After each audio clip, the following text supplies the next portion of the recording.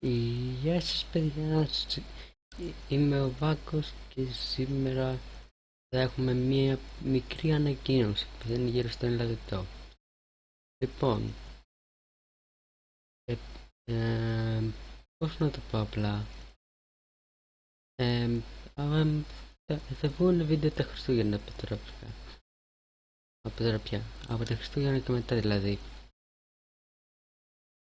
Το πρόγραμμα από τότε μάλλον θα λειτουργεί, δηλαδή το δικό μου του πάνες,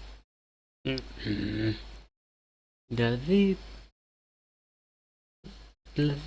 Δευτέρα, Πέμπτη και Σάββατο περίπου θα βγαίνουν βίντεο, διότι μου παθαίνει κάτι και συνέχεια μου κολλάει το OBS και απλώς τα Χριστούγεννα μάλλον θα πάρουν επλογιστή. Αυτά ήταν και τα λέμε την επόμενη φορά. Αντίο.